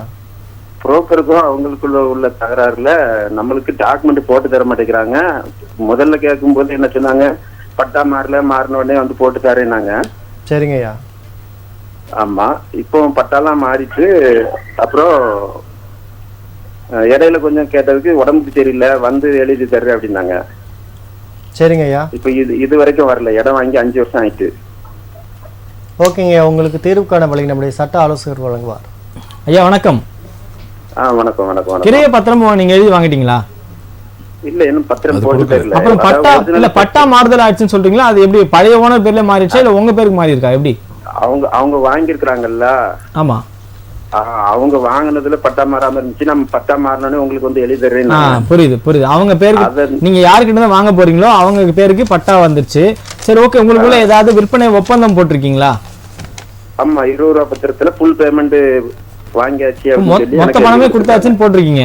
அதுல குறிப்பிட்ட இப்போ உதாரணம் சொல்லுவோம், இந்த விற்பனை பத்திரம் போட்டது வந்து ஒரு 90 நாட்குள்ள மீதி பணத்தை கொடுத்து நீங்க எனக்கு வந்து செய்யணும் அப்படின்ற மாதிரி ஏதாவது கண்டிஷன்ஸ் மத்ததெல்லாம் சொல்லியிருக்கீங்களா? ஆமா, ஒரு 6 மாசம் டைம் போட்டிருக்காங்க. ஆனா வருஷம் 4-5 வருஷம் ஆயிட்டு. சரி, நீங்க வந்து ஒரு நேர்ல ஒரு வாட்டி போய் பாருங்க. அப்படி இல்லைன்னா ஒரு லீகல் நோட்டீஸ் அனுப்புங்க. சரிங்களா? ஒரு வழக்கு வச்சு, ஏன்னா இதுல வந்து அக்ரிமெண்ட்ஸ் போட்டிருக்கேன் போது சிவில் வழக்காகவும் கருதலாம். பெரும்பாலும் நீங்க எடுத்த உடனே போலீஸ் ஸ்டேஷன் போனீங்கன்னா அவங்க வந்து இது சிவில் கேஸ், இது கொடுக்கல் வாங்கலாம் இருக்கு, நாங்க இதை விசாரிக்க மாட்டோம்னா கண்டிப்பா சொல்லுவாங்க. ஆனா அவங்க என்ன சொல்றாங்கன்னா, அவங்க தரப்புல இருந்து சும்மா 2 லாயரை கூப்பிட்டு வந்துட்டு எங்க கிட்ட பணம் கேட்டு மிரட்டுறாங்க அப்படி இப்படின்னு சொல்லி அதுதான் சொல்லுவாங்க. அதான் சொல்றேன் நான் உங்களுக்கு. இதுதான் செய்வாங்க போலீஸ் ஸ்டேஷன்ல, இதான் செய்வாங்க. நீங்க வந்து லீகல் நோட்டீஸ் அனுப்பிச்சிட்டு இதை கோர்ட்ல தான் பார்க்கணும். சிவில் வழக்கா தான். ஆமா, சரி சார், சரிங்களா? அப்படி இல்லைன்னா நீங்க எஸ்பி ஆபீஸ் போங்க, நில மோசடி வழக்கு இருக்கு, அங்கே போய் கம்ப்ளைண்ட் கொடுக்கலாம். அப்போ இந்த பத்திரம்லாம் அந்த மக்கள் தொடர்பு இதுன்னு சொல்லி வைப்பாங்க தூத்துக்குடி. ஆமா, நீங்க எஸ்பி ஆபீஸ்க்கு நேரா போங்க. சரிங்களா? இந்த மாதிரி ஏகப்பட்ட வழக்குல அவங்க பார்த்திருப்பாங்க. அங்க முடியாதுன்னு சொல்ல முடியாது, நீங்க தாராளமா போகலாம். ஏன்னா இவர் வந்து நமக்கு மட்டும் இல்ல, கிட்டத்தட்ட ஒரு 15 பேர்கிட்ட வாங்கிட்டு இப்படி ஏமாத்திட்டு இருக்காரு. 15 பேரும் சேர்த்து நீங்க நில மோசடி தாராளமா கொடுக்கலாம். கலெக்டருக்கும் மனு கொடுக்கலாம் நீங்க. சரி சரி, சரிங்களா? இது இல்லாம இது நடுவில் என்ன பண்றீங்க, அந்த சப்ரிஜிஸ்டர், அந்த குறிப்பிட்ட சப்ரிஜிஸ்டர் ஆபீஸ்ல, சரிங்களா, நீங்க வந்து தடை மனுன்னு ஒண்ணு போடுவோம். அந்த கெயின் அண்ட் வேல்யூல வந்து பாத்தீங்கன்னா ஒரு புக் இருக்கும். அந்த புக்ல இந்த நிலம் சம்பந்தமான எந்த ரிஜிஸ்ட்ரேஷன் நடக்கக்கூடாதுன்ற மாதிரி நீங்க ஒரு லெட்டர் வைங்க. நான் இவ்வளவு பணம் எனக்கு வந்துருச்சு, இவ்வளவு பணம் நான் கொடுத்துருக்கேன், எனக்கு வந்து எழுதி கொடுக்கணும்னு சொல்லி எழுதி கொடுக்கல அப்படின்ட்டு. இன்னொன்னு, நீங்க அந்த விற்பனை ஒப்பந்தத்தை ரெஜிஸ்டர் பண்ணீங்களா? செஞ்சிருக்க மாட்டீங்க. அதுதான் நிறைய பேர் பண்றது. இதுதான் பெரிய தப்பு. எப்பவுமே ஒரு விற்பனை ஒப்பந்தம் தயவு செஞ்சு ரெஜிஸ்டர் பண்ணுங்க. 1% தான் ஸ்டாம்ப் டியூட்டி. ஸோ இந்த மாதிரி பிரச்சனை வரும்போது அந்த விற்பனை ஒப்பந்தம் இருந்தாவே அது ஒரு வில்லங்கமாகவும் வேற யாருக்கும் விற்க மாட்டாங்க. அந்த விற்பனை ஒப்பந்தத்தை கேன்சல் பண்ண பிறகு தான் விற்க முடியும். இதுல இன்னொரு விஷயம் சார், அந்த இடம் வந்து நம்ம தான் தென்னந்தக்கு வச்சு தென்னமரம் காய்ப்பு வந்துச்சு. அதாவது நிலம் உங்க கட்டுப்பாடுல இருக்கு. ஆமா, சரிங்களா? நீங்க உங்க கட்டுப்பாடுலயே வச்சிருங்க. எப்பவுமே ஒரிஜினல் பத்திரமும் என்னோட கையில தான் இருக்கு. சரிங்க, இது ரெண்டுமே அதான் சொல்றேன். ஒரிஜினல் பத்திரம் இதெல்லாம் வச்சு நீங்க வந்து வழக்கு தொடுங்க. பொசிஷன் உங்ககிட்டயே இருக்கட்டும். 2-3 கேமரா போட்டு வைங்க எப்பவுமே. சரிங்களா? சரி சார், சரி. நன்றிங்க ஐயா. ஆமா, கொடுங்க. ஓகேங்க, நிகழ்ச்சிக்கு அழைத்தமைக்கு நன்றி. தொடர்ந்து நிகழ்ச்சியோட இணைந்திருங்கள் சார். மற்றொரு கடிதம் பார்த்துருவோம். செங்கல்பட்டு மாவட்டத்தில் பார்த்தீங்கன்னா தாம்பரம் பகுதியில் வந்து நடைபாதையில் வந்து கடை வச்சிருக்காங்க. அவங்க ரொம்ப ஆக்கிரமம் பண்ணியிருக்காங்க. பக்கத்தில் சிலிண்டர் வச்சுருக்கிறதுனால வாகனம் போகிற இடத்துல வந்து சிலிண்டர் வச்சுருக்காங்க. 1 அடி இடைவெளி தான். இதனால் நிறைய விபத்து ஏற்படும் அப்படிங்கிற மாதிரி சொல்லியிருக்காங்க. மற்றொரு புகார் பார்த்தீங்கன்னா அந்த பகுதியில் வந்து டாஸ்மாக் கடையில் கூடுதல் விலைக்கு வந்து மது விற்கிறாங்க அப்படிங்கிறாங்க. இதுக்கான தீர்வு நீங்கள் சொல்லுங்கள் சார். டாஸ்மாகை பொறுத்த வரைக்கும் ஏப்ரல் 1ஆம் தேதியிலேருந்து எல்லா கடையிலையும் வந்து கம்ப்யூட்டரைஸ்டு பில்லிங் வர்றதுனால அந்த எம்ஆர்பி ரேட்டு தானே இப்போயே வந்து அதை எக்ஸிக்யூட் பண்ண ஆரம்பிச்சிட்டாங்க. ஓகே இப்போ வந்து ஒரு ட்ரையல் பார்த்துட்டு இருக்காங்க. ஒரு 10-15 கடைக்கு வந்து அங்கே இங்கே ஒன்றுமா நடந்துட்டு இருக்கு. சரிங்க சார். அதனால வந்து ஏப்ரல் பிறகு வந்து முழுக்க திருவாளர் என்ன சொல்றது, அவங்க மதுப்பிரியர்களுடைய கோரிக்கை வந்து 10 ரூபாய் எக்ஸ்ட்ரான்றதெல்லாம் வந்து எரடிகேட் ஆகிடும். அதுக்கு அடுத்தது நடைபாதை நடப்பதற்கே அப்படின்னு சொல்றாங்க. அவங்க எங்க புகார் கொடுக்கணுங்கிற? ஆமா, அது வந்து தாம்பரம் மாநகராட்சி ஆணையாளர் கொடுக்கணும். அதே போல வந்து நடைபாதை ஆக்கிரமிப்பு வந்து முழுக்க அங்க இருக்கக்கூடிய மண்டல அலுவலருக்கு தரணும். இதுல என்னன்னு கேட்டா அரசியல் தலையீடுகள் அதிகமா இருக்கு. உதாரணத்துக்கு சைதாப்பேட்டையிலேருந்து டி நகர் போற வழியில ஒரு சிக்னல் இருக்கு. அந்த ரோட்ல ஒரு கட்சி ஆளுங்கட்சியினுடைய பிரமுகர் வந்து அங்க வந்து அரசு துறை அலுவலகங்கள் இருக்கு. காலையில 6 மணிக்கு ஆரம்பிக்கிறவர் ராத்திரி 11 மணிக்கு க்ளோஸ் பண்றாரு. அந்த பாதையை வந்து ஒன் வே ஆக்கிட்டாங்க. இப்போ அவருக்காக ஆக்கிட்டாங்க. ஏறக்குறைய ஒரு 200 டூ வீலரு, ஒரு 10-15 கார் நிற்குது. போகிறதுக்கு அந்த பிளாட்ஃபார்மில் தான் கடையாக இருக்குது. ஸ்வீட் ஸ்டால், டீ கடை அது மாதிரி வச்சுருக்காங்க. பட்டவர்த்தனமாக தெரியுது. இது சோஷியல் மீடியாவில் ஃபோட்டோலாம் எடுத்து போட்டு எல்லாம் பண்ணியாச்சு. ஒன்றும் நடவடிக்கை இல்லை. காரணம் என்னன்னு கேட்டால் அங்கே இருக்க டிராஃபிக் போலீஸ் ஒரு நாளைக்கு 20-30 காஃபிலேருந்து டிஃபன்லேருந்து ஸ்நாக்ஸ்லேருந்து வீட்டுக்கு போகிற வரைக்கும் வாங்கிட்டு போகிறது வரைக்கும் அங்கே சப்ளை ஆகுது. இது மாதிரி எடுத்தாலும் கட்டிங் கமிஷன் இருக்கிறதுனால ஆளுங்கட்சிக்கு புகார் சொன்னாலும் அந்த மாதிரி சொன்னாங்க பாருங்க, நான் சிஎம் வேண்டிய கையில கொடுத்தேன், நடவடிக்கை இல்லைன்னு. அப்போ அவங்களுடைய நம்பிக்கை எந்த அளவுக்கு வேஸ்டா போது பாருங்க. இதுக்கெல்லாம் வந்து உள்ளார்ந்தபடியே கோட்டையில ஆட்சி கட்டில அமர்ந்து இருக்கவர்கள் கண்காணிக்க வேண்டும். இல்லை என்றால் 2026 திருவாளர் சாமானியர்கள் இதுக்கான ரிசல்ட்டை கொடுப்பாங்க. ஓகே சார், விளக்கம் அளித்ததுக்கு நன்றி. அழைப்பாளர் வந்திருக்காங்க, பார்த்துருவோம். வணக்கம், ராஜ் நியூஸின் புகார் பெட்டி நிகழ்ச்சி. உங்கள் பெயர் என்ன, மாவட்டம் என்ன, புகார்? ஹலோ, லைன்ல இருக்கீங்களா? இருக்கு ஐயா. அவங்க பேர் சொல்லுங்க ஐயா, என்ன மாவட்டம் என்ன புகார்? என் பேர் சிவகுமார், வேலூர் மாவட்டம். சரிங்க ஐயா, உங்க புகார் சொல்லுங்க. என்னுடைய புகார் வந்து நிலம் வந்து கையகப்படுத்தாரு கவர்மெண்ட். சரிங்க ஐயா. அதுக்கு பிறகு சொத்தை வந்து அப்பா வந்து பட்டா வச்சு பெண்களுக்கு எழுதி வச்சுறாரு சொத்தை. சரிங்க ஐயா. கையகப்படுத்த பணத்தையும் கவர்மெண்ட் கொடுக்கல, சொத்தும் வந்து பெண்களுக்கு எழுதி வச்சனால என்னுடைய தாத்தாவுடைய பேர்ல இருக்குது பத்திரம். ஓகேங்க ஐயா. இவர் இப்ப பட்டா தான் இவர் பேர்ல இருக்குது. 2 அத்தைங்க கையெழுத்து போட்டு இருக்காங்க பட்டாவுக்காக. சரிங்க ஐயா. இது வந்து அத்தைங்களுக்கு நான் வந்து ரீசார்ஜ் போயிட்டு இந்த சொத்து வந்து தாத்தாவுடைய பேர்ல இருக்குது, இது கரையமனது தப்பு அப்படின்னு சொல்லும்போது இதை நீங்க கேட்க கூடாது, இது வந்து உன்னுடைய தாத்தாவுடைய வாரிசு தான் அதுக்கு கேட்கணும் அப்படின்ற மாதிரி சொல்றாங்க. ஓகே, உங்களுக்கான தீர்வுக்கான வழிகளை சட்ட ஆலோசகர் வழங்குவார். ஐயா வணக்கம் ஐயா. வணக்கம் ஐயா. கரெக்டா சொல்லிடுறேன். என்னன்னா பொதுவாக வந்து ஒருத்தர் சுயமா சம்பாதிச்ச சொத்தை மட்டும் தான் ஒருத்தவங்க எழுதி வைக்க முடியும். சரிங்களா? இது சுயமா சம்பாதிக்கணும் போது அவருடைய வாரிசுதாரர்கள் யாரோ அவங்க எல்லாருக்குமே அது வந்து சேரும். நீங்க வந்து சார் பதிவாளர்கிட்ட கேட்கறத விட நீங்க எல்லாருக்கும் லீகலா நோட்டீஸ் அனுப்பிச்சுதான் நீங்க கேட்கணும். சரிங்களா? அப்ப நீங்க சிவில் நீதிமன்றத்தை அணுகுங்க. சிவில் நீதிமன்றம் மூலமா வாரிசுபடி எல்லாருக்குமே பாக பிரிவினை செய்து அந்த பார்ட்டிஷன் சூட்னு ஒன்று ஃபைல் பண்ணுவோம். சரிங்களா? அதை ஃபைல் பண்ணி உங்களுக்கு உண்டான பாகத்தை நீங்க வாங்கிக்கலாம். நன்றி. ஓகேங்க, நிகழ்ச்சிக்கு அழைத்தமைக்கு நன்றி. ராஜேஷ் சார், நம்ம நிறைய புகார்கள் இப்போ வந்துட்டு பார்த்தீங்கன்னா இதுக்கு முன்னாடி உள்ள நிகழ்ச்சிகளுமே நம்ம நிறைய பார்த்துருக்கோம். பேருந்து நிறுத்தம் இல்லை அப்படிங்கிறது கிராம பகுதிகளில் நிறைய புகார்களாக வந்துட்டு இருக்கு. இது குறித்து அடுத்து என்ன நடவடிக்கை எடுக்கிறது? பேருந்து நிறுத்தம் நேர்கொடை, பேருந்து நிறுத்தம் மட்டும் இல்லை நேர்கொடையும் இல்லைன்றது ரெண்டும் சேர்ந்து தான் நம்ம டிராவல் பண்ணணும். பேருந்து நிற்கிறது இல்லைங்கிற பேருந்து நிற்கிறது இல்லைன்றது ஒன்று, ரெண்டாவது அதாவது நேர்கொடையும் இல்லைங்க. நேர்கொடை ஒன்று இருந்துச்சுன்னா பஸ் ஸ்டாப்னு தெரியும், பஸ் ஸ்டாப்னு தெரியும், அதுவும் இல்லை. இது காரணம் வந்து அந்த உள்ளாட்சி நிர்வாகம் தான். இப்போ சென்னை மாநகராட்சியை பொறுத்த வரைக்கும் பேருந்து நிறுத்தங்களை கவனிப்பதற்கு மாநகர போக்குவரத்து கழகம் இருக்குது. அவங்க ஒரு டோல் ஃப்ரீ நம்பர்லாம் சொல்லியிருக்காங்க. அதே போல் தமிழ்நாட்டை பொறுத்தவரை 8 பேருந்து கழகங்கள் வேலை செய்யுது. தமிழ்நாடு அரசு போக்குவரத்து கழகம் கோயம்புத்தூர், அதே போல் வந்து திருப்பூர், சென்னை, அது மாதிரி ஒரு 8 கழகங்கள் வாகனங்கள் போகுது. ஆனால் இந்த பேருந்து நிறுத்தத்துக்கு அங்கே இருக்கக்கூடிய மேலாண்மை இயக்குனர் அவருக்கு தான் புகார் கொடுத்தணும். உதாரணத்துக்கு கும்பகோணத்தில் இருக்குன்னு வச்சுங்களேன், மேலாண்மை இயக்குனர் அரசு போக்குவரத்து கழகம் கும்பகோணம் அவங்களுக்கு போடணும். இப்போ கோயம்புத்தூர்னா மேலாண்மை இயக்குனர் அரசு போக்குவரத்து கழகம் கோயம்புத்தூர் அப்படின்னு போட்டாவே அவங்களுக்கு நடவடிக்கை எடுக்கலாம். இல்லை எனக்கு அதெல்லாம் அட்ரஸே தெரியல அப்படின்னு சொன்னால் இங்கே முதலமைச்சருக்கு தலைமைச் செயலகத்துக்கு அனுப்பலாம். தமிழ்நாடு முதலமைச்சர் தனிப்பிரிவு தலைமைச் செயலம் சென்னை 9ன்னு அனுப்பலாம். அப்படி இல்லைன்னு சொன்னால் மாவட்ட ஆட்சியருக்கு கொடுக்கலாம். Okay sir. சென்னை உள்பட ஒவ்வொரு திங்கட்கிழமையும் ஒவ்வொரு மீண்டும் நம்ம பதிவு பண்ணுறது என்னன்னு கேட்டால் மாவட்ட ஆட்சியர் தான் பொறுப்பானவர். அதனால அவருக்கு வேலை கொடுக்கணும். திருவாளர் பொதுஜனங்கள் அவங்களுடைய பர்சனல் குறையா இருந்தாலும் பேங்க் குறையா இருந்தாலும் எந்த கிரீவன்ஸா இருந்தாலும் அதுக்கு தான் ஜிடிபின்னு சொல்றாங்க, கிரீவன்ஸ் டே பெட்டிஷன் பேர். அது ஓகே சார், தொடர்ந்து பேசலாம். அழைப்பாளர் வந்திருக்காங்க. நம்ம நிகழ்ச்சியோட நிறைவான அழைப்பாளர். வணக்கம், ராஜ்நியூஸின் புகார் பெட்டி நிகழ்ச்சி. உங்கள் பெயர் என்ன, மாவட்டம் என்ன, புகார்? ஐயா, என் பெயர் ராஜேஷ். நான் ராணிப்படை மாவட்டம் வாழைப்பந்தல் கிராமம். ஐயா, என்ன புகாருங்க ஐயா? ஐயா, இப்போ என்னுடைய ரேஷன் அட்டையில வந்து சிலிண்டர் எண்ணிக்கை 2 இருக்கு ஐயா. சரி. ஆனா வந்து இப்போதைக்கு எங்களுக்கு வந்து பாரதம் மந்திரி உஜ்வாலா கனெக்ஷன் மட்டும் ஒரே ஒரு சிலிண்டர் ஐயா. அது வந்து இப்ப மக்களுடன் முதல் ஒரு நிகழ்ச்சியில வந்து நாங்க மனு கொடுத்தோம். இந்த மாதிரி எங்க சிலிண்டர்ல வந்து எண்ணிக்கை 2 இருக்கு, ஆனா என்கிட்ட 1 தான் இருக்கு, இதை திருத்தம் செஞ்சு கொடுன்னு சொல்லிட்டு மனு கொடுத்த மாறல. அதுக்கப்புறம் கலவை எங்களுக்கு தாலுகா ஆபீஸ் அங்க போயிட்டு டிஎஸ்ஓ கிட்ட போயிட்டு இந்த மாதிரி முறையிட்டோம். இதே மாதிரி வந்து நாங்க மனு கொடுத்தனும் தகவல் வந்து எங்களுக்கு தெரியலன்னு சொல்லிட்டு, அதுக்கு டிஎஸ்ஓ வந்து எங்களுக்கே இதை பத்தி என்னன்னு தெரியல, இது எப்படி மாற்றத்துன்னு தெரியல அப்படின்னு சொல்லிட்டாங்க. சரி தோழர், நீங்க என்ன பண்ணுங்க, ஆணையாளர் உணவுப் பொருள் வழங்கல் மற்றும் நுகர்வோர் பாதுகாப்பு துறை, எழிலகம், சேப்பாக்கம், சென்னை 5 அந்த முகவரிக்கு நீங்க அனுப்புங்க உடனே. அதே போல மாவட்ட வழங்கல் அலுவலருக்கு தெரியலன்னு சொல்றீங்க இல்லையா, அதை மேற்கோள் காட்டுங்க. இல்ல இல்ல இல்ல, அதாவது கலவையில இருக்கக்கூடிய வட்ட வழங்கல் அலுவலருக்கு தெரியலன்னு சொல்றாரு. இது சார்ந்த நான் வந்து மாவட்ட ஆட்சித்தலைவருக்கு ஜிடிபில பெட்டிஷன் கொடுத்தா அவரும் நடவடிக்கை எடுக்கல. அதே போல மாவட்ட வழங்கல் அலுவலர் ராணிப்பேட்டை கலெக்டர் ஆபீஸ்ல இருக்காரு, அவருக்கும் தெரியலன்னு சொல்லிட்டு ஒரு வரி எழுதி இந்த ஆணையாளருக்கு அனுப்புங்க. ஆணையாளர் வந்து ஒரு 15 நாள்ல உடனே அதிரடியா நடவடிக்கை எடுத்து உங்களுக்கு உஜ்வாலா திட்டத்தில் ஒரு சிலிண்டர் மட்டும் தான் இருக்குன்றது வந்து அதை என்டோஸ்மெண்ட் பண்ணி கொடுத்துருவாங்க. அதன் பிறகு நீங்க கெரோசின் உட்பட எந்த பொருள் வாங்குறதுக்கு உங்களுக்கு அது இடைஞ்சல் இருக்காது. நன்றி. ஓகேங்க, நிகழ்ச்சி கலந்தமைக்கு நன்றி. நம்ம நிகழ்ச்சியோட நிறைவான பகுதிக்கு வந்துட்டோம். கிட்டத்தட்ட 1 மணி நேரமாக நம்முடைய நேர்களோட புகார்களோட தீர்வுக்கான வழிகளை வழங்கிய சட்ட ஆலோசகருக்கும் சமூக ஆர்வலருக்கும் நமது நன்றியை தெரிவித்துக் கொள்வோம். நன்றி சார். நன்றி, வணக்கம்.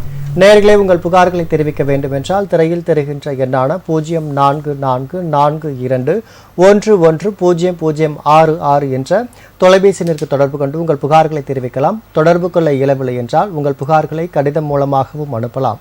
அனுப்ப வேண்டிய முகவரி புகார் பெட்டி, ராஜ் தொலைக்காட்சி, நம்பர் 32, போயஸ் 2வது தெரு, தேனாம்பேட்டை, சென்னை 6,18,000 என்ற முகவரிக்கு உங்கள் கடிதங்களை அனுப்பலாம். நேயர்களை மீண்டும் மற்றொரு புகார் பெட்டி நிகழ்ச்சியில் சந்திப்போம். நன்றி, வணக்கம்.